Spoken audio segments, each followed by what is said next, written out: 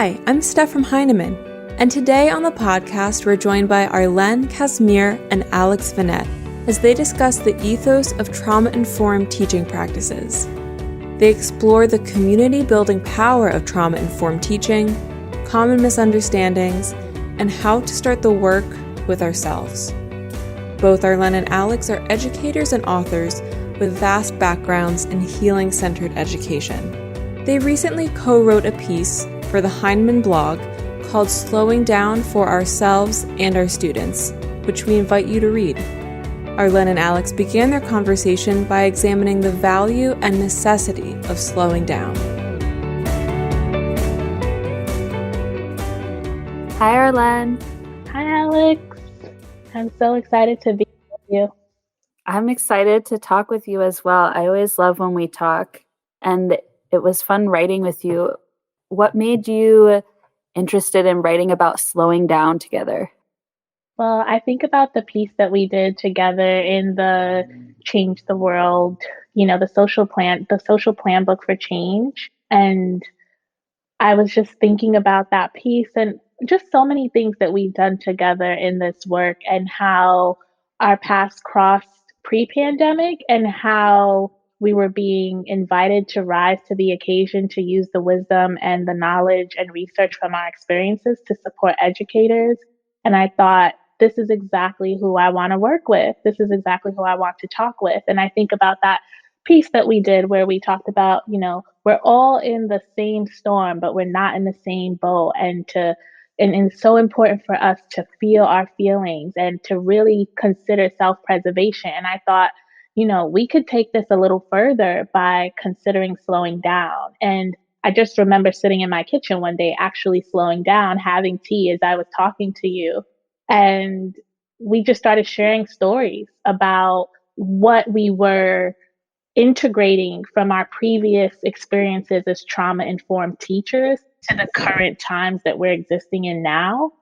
And slowing down seemed like the perfect way to invite teachers and educators to do the same thing. It seemed like the lesson that we had both learned in our respective roles as teachers. Yeah, and I think in that, the piece you're referring to is in the plan book for the called Planning to Change the World. And I remember you saying this sentence about feeling is healing. And I think that that's part of the seeds for this idea of slowing down is you can't heal from trauma while you're still rushing through the experience of it. And something I really value about you and something that I learned from you is that I know you consider yourself and name yourself as a healer. And for me, in my background in trauma-informed practice, I often am really focused on the trauma part and not the healing part. And I think part of that is a function of, there's an urgency in trauma-informed work, right? Because so many students and so many teachers are hurting. And in my work, at least, I tend to focus on, let's look at that hurt and let's make sure we understand how to show up for it and be responsive to it and prevent it and all that kind of stuff. But I don't always focus as much on the healing piece of trauma-informed practice. And something I really have learned from you is how integral that is. And so to me, slowing down is that almost that first step that you have to do in order to access healing practices. And it's really, I think why I wanted to write about it was it's really hard for me. And so I felt like almost by us talking about it and writing about it, it forced me to do the thing that we were suggesting that other people do. And so it felt almost like a nice embodied writing practice in that way. Mm-hmm. Yeah, thank you for sharing that. I mean, I think one of the interesting things about healing is that people don't tell you that sometimes the healing hurts more than the trauma. It hurts more than the blow itself, right? And when I think about healing, there's so much slowing down involved with that, right? Like when you have an injury and you have to sit with it. And so many of us are suffering from the emotional, mental, and spiritual injuries of these times. And I feel like I've been spending this whole entire pandemic healing. But what's really powerful about this healing process is something that, Dr. Gloria Ladson-Billing said to me when I said, I don't know if I could go on. She said, we're always healing because we're always acquiring wounds. And so, like, the big kid in me said, so we're like out here like Wolverine, that was the big kid in me, like just seeing us as like some form of like X-Men that like are just, I was seeing myself as like a woman with an X in the replacing the E for, an X, and thinking, okay, I'm always healing, it'll come back. But more seriously, I think healing is such a process that involves transforming the trauma, transmuting the trauma, and finding ways to integrate it. Whether it's that process of us sitting down to actually slow down and, write, about slowing down, knowing like, what's different about us? We're in the pandemic with everyone else. The only thing that's different is that we've been thinking about this trauma before the pandemic. We were thinking about trauma informed teaching before it was a buzzword. That's what's different about us. So we were doing that inner work. And I think the healing work is, something that we can all think about. And it's not, I don't see it as a progression, if that makes sense. Like, I'm more so seeing it like some teachers are going to school and then having to go back and teach virtually, going to school. And to me, that's like the trauma and the healing. It's like, okay, how do I rebuild community with kids when they're present? How do I like go back home and set up the room that I want to work in around my family? Like, that's so traumatic. And there's like this healing process that has to happen to even be able to show up for yourself and for others as you do that. And I just think about all the ways we are navigating trauma and healing at these times. And I've learned so much from you as well. And I've learned so much about the ways that we can not only educate people about the psychological implications of trauma on educators, as well as the ways that we as educators cause harm to our students, and how to be more equitable in our trauma informed instruction. I've learned a lot about how you're teaching that to people. And I have so much respect for the ways that you are going about that work. And it just makes me think, as we continue this work, like, I am really trying to bring in that piece of healing and have us think about healing in trauma responsive work. That to be responsive to trauma is to heal, is a commitment to heal, a commitment to restore one's wholeness, a commitment to reject being broken. And it's anyway, you were about to say something. I'm excited to read in the transcript what you just said, because that was deep and I liked it. And that it's being trauma responsive is a commitment to reject being broken. Is that what that was beautiful. What you're saying about healing makes me think about in the piece we wrote, we quoted Tricia Hersey, who is the NAP bishop of the NAP ministry. And she advocates rest as a form of healing and as a form of pushing back against oppressive systems. And what you're saying about healing and trauma makes me think of something that she shared recently on social media about the power of holding two different truths at the same time, and that when we can hold two different truths at the same time can be transformative. And it makes me think about what you're saying with healing, because, as Dr. Ladson-Billing was saying to you, it's not that you experience trauma and then the trauma stops and then you start your healing and then you do healing A to Z and then you're done. It's that you're constantly at some part of healing, and you're also constantly maybe not always, but often are at some point of interaction with trauma. And so they exist at the same time. They, the pain and the healing are two sides of a coin that you're always holding. And I think that, part of why I sometimes felt resistant to talking about healing and trauma-informed education was that it felt like this really personal thing for students. And I worried about boundaries, and I worried about teachers seeing themselves as saviors. And so I didn't want to say like, oh, we can help students heal, because I felt like that would make things too muddy. But if you look at trauma and healing as really two aspects of the same, I don't know, just like the same mess of being a person, then healing practices are part of teaching, because all of the mess of being a person is part of teaching. And so I just love that idea of integrating healing with our full understanding of being trauma responsive. And I love that you mentioned, superheroes and healing and slowing down, because something I've been thinking a lot about is harnessing slowing down as a superpower. And I've been saying it's our sloth magic. And I've been really embracing the imagery of the sloth as slow, intentional movements. And I've been appreciating that as just a visual to ground me when I need to slow down. And I'm wondering, like, what do you do when you realize you need to slow down? Like, how do you pull yourself out of the rush when you need to slow down?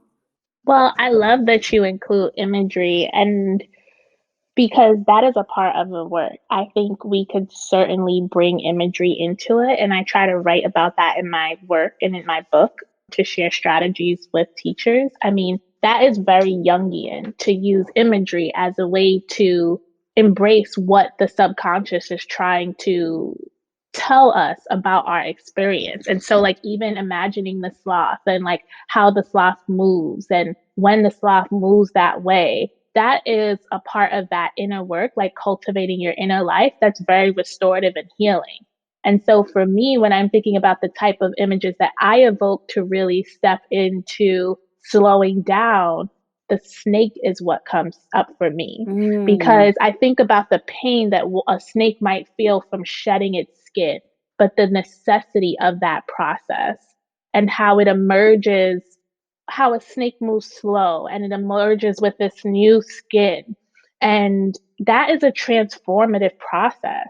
And so when I have to heal, I turn to the snake as my image. And I grew up terrified of snakes.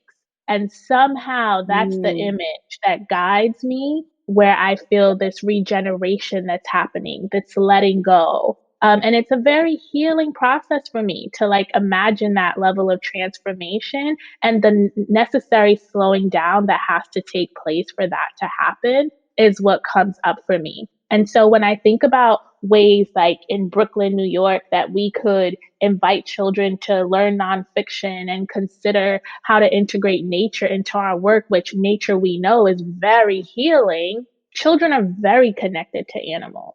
Children are very connected to studying animals and which ones they feel connected to, and how we could support them with that in movement and breath work. So I think there's so much healing to be done just by thinking about like which animal comes to mind for you when you think about slowing down, and what are the traits of that animal and how does that animal slow down? Like that in itself is like a healing practice to go through that, because it taps into our subconscious and it allows us to go into our inner well to find within us what we need to heal. Because Mm-hmm. a sloth works for you, but a snake resonates with me. But that may not be what resonates for someone else with someone else. Someone else might see slowing down in a different way. So I think evoking images and symbols to connect with our inner selves and cultivate our inner lives is a powerful practice for healing, like in these times. I love that. And I love the idea of doing activities like that with students, because, something we wrote about together is that when you are so rushed, you can't even notice what it is that you need. And it makes me think about, I think a lot of teachers are excited about teaching students like social emotional strategies or self-regulation strategies, mindfulness, stretching, things you can do with your body. But to even notice that you need to slow down, you have to have, it's almost ironic. You have to slow down in order to know you need to slow down in a way. But I like the idea of inviting people to think about things like symbols and imagery, or to do just simple checking in for 30 seconds with yourself so that you can then even notice what you need, rather than, hey, try this strategy, when it may not be what works for you in that moment. And so I love the idea of inviting students into that process to find something that works for them. And also, I'm now just picturing like that we can make some awesome t-shirts with a snake and a sloth on them or something. I love it. Yes, we could. We can make some awesome images. I hear you saying that. And for me, I think what it really is the intention and depth around the way we do this work with children and with ourselves, right? It's not like checking off a box like, oh, it's, 5 p.m. I'm going to slow down now. That's not how it works. Usually, you need to slow down because you feel like you can't. And it's like that irony that you just spoke. When you need to slow down is the time where you feel like if you slow down, everything's going to fall apart.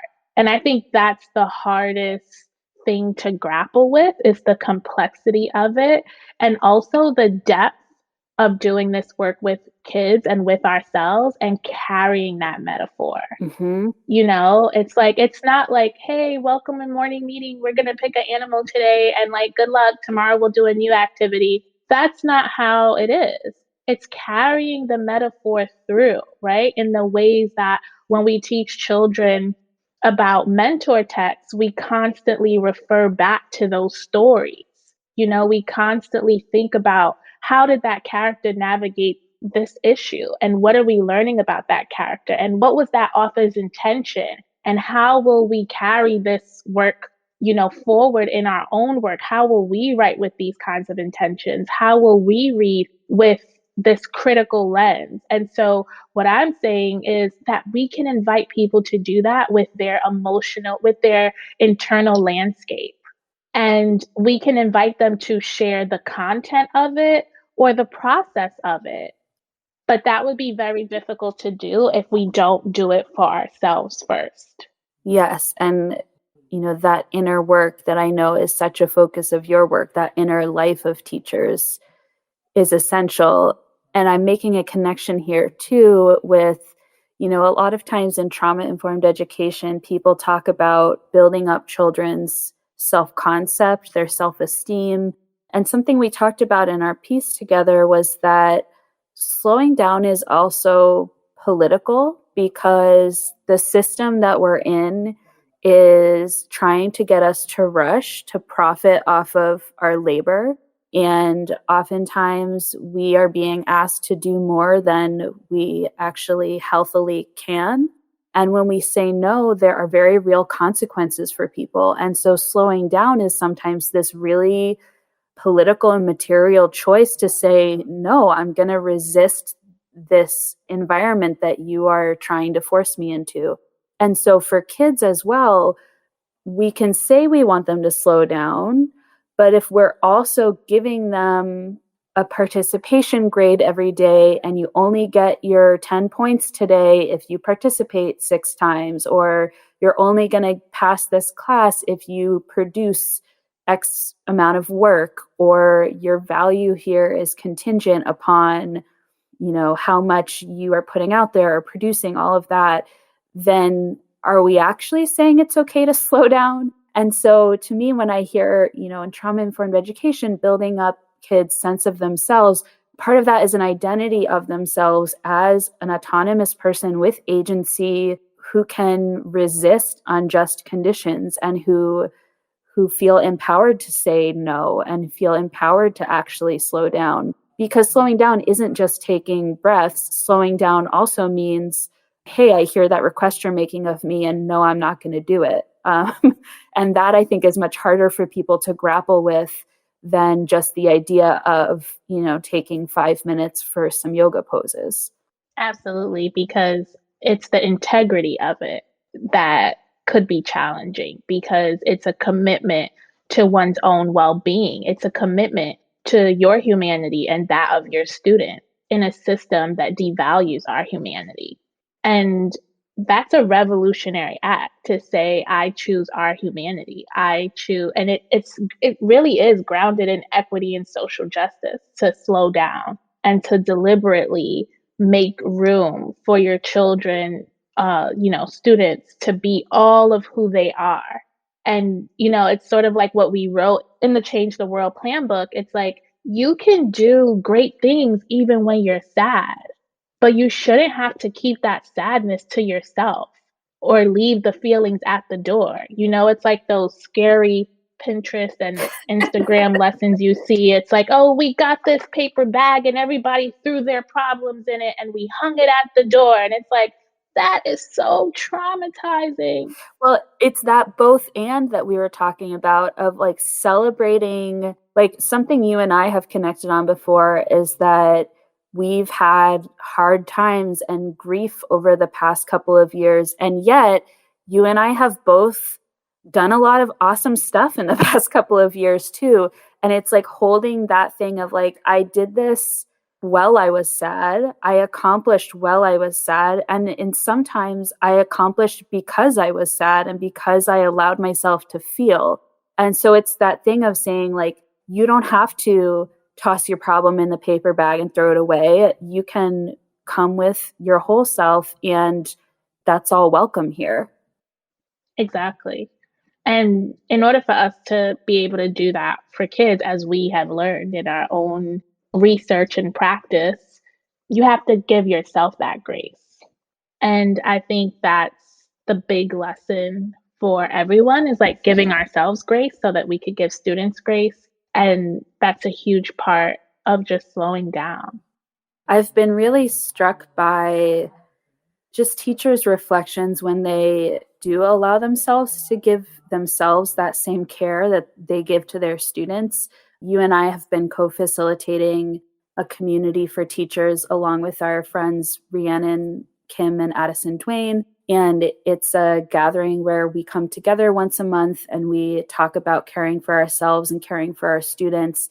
And the last couple of times I've been really noticing that just the act of taking an hour and a half on a Sunday afternoon just for themselves to come together in community, just that act of setting aside that time to slow down has been really powerful. And I know it's even powerful for me as a facilitator as well. I feel like I read one time that just the act of showing up to your therapy appointment, regardless of what you talked about, supported your mental health. And it makes me think of that, of slowing down, because it's like that act of choosing to take the time, regardless of even what you do with the time, but just the choice that you made to show up for yourself is so powerful. So glad that you brought that up, that you brought up nurturing the nurturers, because that is the question. Like, who takes care of the caretakers? How will teachers ever be able to be there for their students if no one's there for them? I mean, we come from school systems where you never learn self-love. I mean, maybe we might read about narcissists and how you shouldn't look in the mirror too long because you just might, in the water too long, you just might fall in and drown at the obsession with your own reflection. But we're talking about like real self love that allows you to honor your feelings, respect your boundaries, be honest with yourself about what you're feeling, show up for yourself, show up for your passions, your dreams, no matter how difficult and challenging life is, to believe in yourself, to be determined to turn your wounds into wisdom. These are the kinds of things that are not being taught. And these are the kinds of things that actually make the greatest human stories that we're studying in biographies. Like, that's why we read biographies and autobiographies. It's like, how did you do it? How did you overcome all of those obstacles? How did you care for yourself despite the odds? You're making me think of how in English class, you look at like man versus man, man versus nature, man versus self. You study the types of conflict, but you don't study the types of love, right? Or like relationships, or look for that caring within text. And yeah, I mean, it just really, that gets to me at the heart of being trauma informed, is making room for all of that human experience, the bad stuff and the good stuff. And slowing down allows you to hold that complexity, right? Like if you're rushing, then you don't have room for complexity. All you have room for is stuff that's really clear, that's black or white, that has, predefined boundaries and bullet points. And slowing down is what allows you to hold the messiness. And it's what allows you to allow your classroom to be a site for healing, because the trauma isn't going away for a long time. We have just begun. Mm-hmm. And anyone who has been in crisis, people in New Orleans are still feeling the effects of Katrina. The trauma is everlasting. So what do you do? And what I've learned is that all indigenous cultures, even in Black culture, like what do we know about Black people? They have always been healing since they came over here. Those of them who came through the mid-Atlantic slave trade, how else would they survive the atrocity of becoming enslaved and to exist as a people? It's like they're experts in healing. And so I just feel like having classrooms as sites for healing, having spaces where we can continue to heal, and studying the ways that different groups of people have survived atrocities and have paid attention to the emerging story of their life in surviving that atrocity, and the ways that it continues to impact them for generations. Like the healing isn't new, the trauma isn't new. It just takes different forms, Mm-hmm. And I just think that we have our work cut out for us, but there's no better institution than education to do this work, because we have children from the tender age of 4 up until they're like 18. And we don't have enough therapists. So cultivating our capacity to hold healing spaces is one of the most equitable things that we could do for this generation. And not only do we have kids from those ages, but we have kids in communities, right? Kids are all together in school, even when we're online, right? We're in groups. And I think so many of those stories of resistance that you're talking about come about through solidarity and collectivism and people working together. And so, when people talk about, well, build a learning community, do collaborative learning, those are really effective for academics, and they're really effective as healing practices, and really seeing how building a community of care supports all of what you're talking about. It supports school being a healing place. And I think too, I was saying before that I sometimes worry about boundaries and, are teachers going to feel like they're saviors if they talk about healing? But, you don't ever have to unpack somebody's individual story of trauma in order to have a healing environment. And I think about moments that have felt healing to me, even though I wasn't actually talking about what was wrong, and that could be, cooking a meal for someone that I love or with someone that I love, or it could be sitting with someone and laughing about nothing, or it could be getting really immersed in a project. And all of those things can be really healing because they all slow us down, right? They let us exist in the present moment, but they let us, come out of the stress and come out of the rush. And so I think teachers don't need to feel like they have to be therapists in order to provide those moments. And, these things that we've been talking about finding these symbols or imagery that are powerful, or looking at the lineage of resistance and healing in your community. Those are all things that you can do without being a therapist, and what you can do just in your role as a teacher.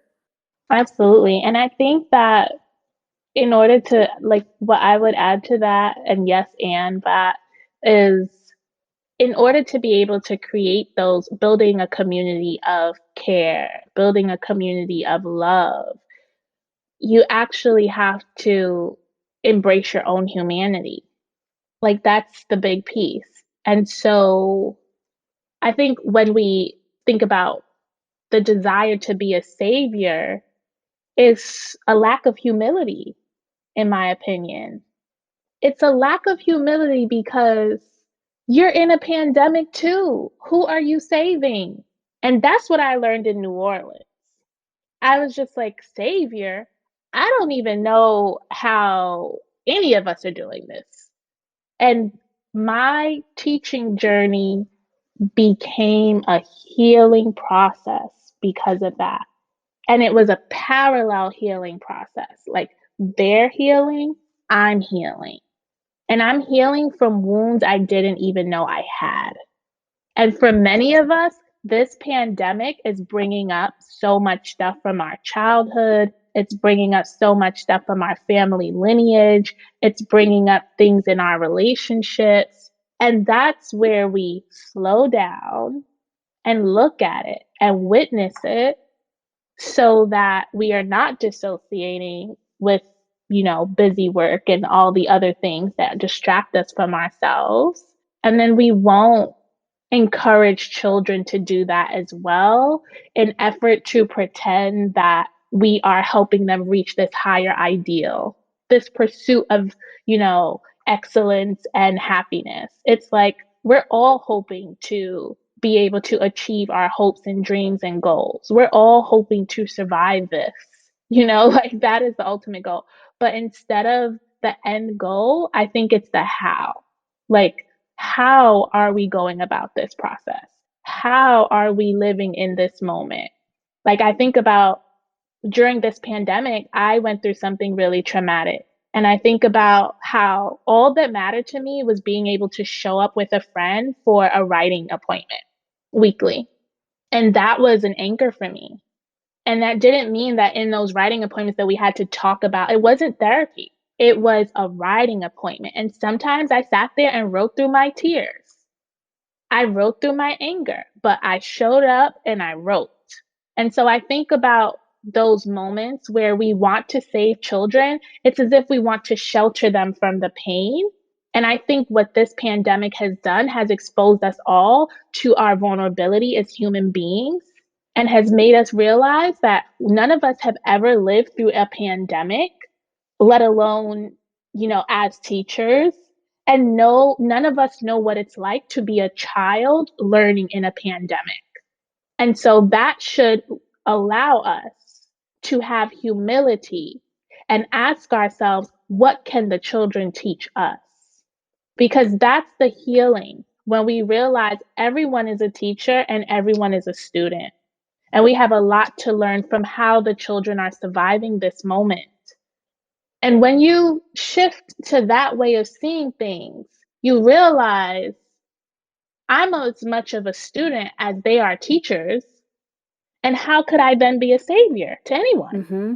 Well, and what you're saying too is that being a savior, it lacks humility, but it also denies us a piece of our humanity. And it is shutting off the part of us that needs help and needs to be cared for and needs to break down that dichotomy of the healer versus the person needing healing. And so if you take that both and, right, the holding two truths together, then you say, my students are healers and they also need healing. And I am a healer and I also need healing. But I think that's really scary. I think it's scary, right? I know for me, sometimes, you were talking about showing up to your writing appointment. I was thinking about this spring and fall showing up to teach my Zoom class at the community college and sort of, I was sitting in this chair and opening up my laptop and just sort of putting on my game face a lot of days. And that probably cut me off a little bit from being open to that reciprocal relationship with students.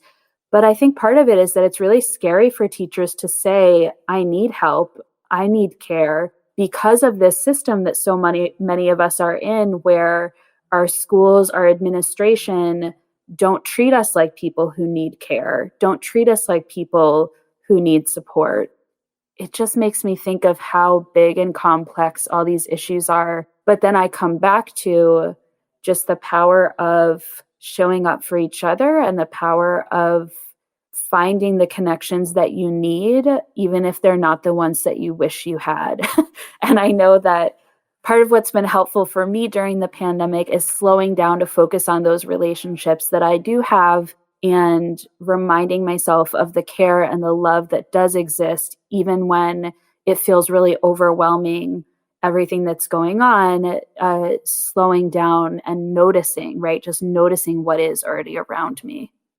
Absolutely. And as you were talking, it was making me think about how important it is to always create a shared pool of meaning, because perhaps like when we start talking now that as teachers, we need to see ourselves as healers, or the fact that I see myself as a healer, and to ask one, what is that? Like, what is a healer? What does it mean to be a healer? Because that could easily become synonymous with savior, right? And actually, a healer is just someone, in my definition, that is transparent and authentic about the process of healing. Not in a way that's trauma dumping, but declaring that I'm actively healing. And if we were to see it like an onion, it's like, I peeled some layers off and I'm over here while you're peeling your layers off. And maybe, just maybe, I have one more layer peeled than you. But it's someone who activates, when we think about triggering, I prefer not to use that word of a trigger, and I see it as an activation. So like when someone activates a transformation that's happening for you, like the fact it's happened in books, it happens in conversations. Someone just says something striking and it changes you. But what has allowed that person to say that striking thing? It's their experience and the way that they are taking what they're learning and making meaning of it. And so it makes me think a lot about Marianne Williamson. She says that our souls crave meaning in the same way that our bodies crave oxygen. And so a healer is someone who found the meaning in their experience and invites you to find the meaning in your own. And that in some ways is just describing teaching, which is really beautiful because, so many of us, right, we get into teaching because we found meaning in the content or in our area, and we want to help students make meaning. So it's just really beautiful that healing and teaching in that way are sort of bound up in each other. I think we could talk about this for many more hours, but I think as we wrap up our conversation, I'm sitting with the sloth and the snake and the onion and just carrying all those symbols with me as I'm going to try to slow down and continue slowing down. And I so appreciate any time we get to talk. Me too. Thank you for being here. Our thanks to Arlene and Alex for their time today. You can learn more about their work on the Heinemann Blog and by following them on Twitter. You can find Arlene at Arlene Casimir and Alex at Alex S. Venet. The Heinemann Podcast is a production of Heinemann Publishing. It is produced and edited by Steph George. Sound mixing by Steph George. Our creative producer is Lauren Audette. And our executive producer is me, Brett Whitmarsh. To learn more about the Heinemann Podcast, visit blog.heinemann.com. Thanks for listening.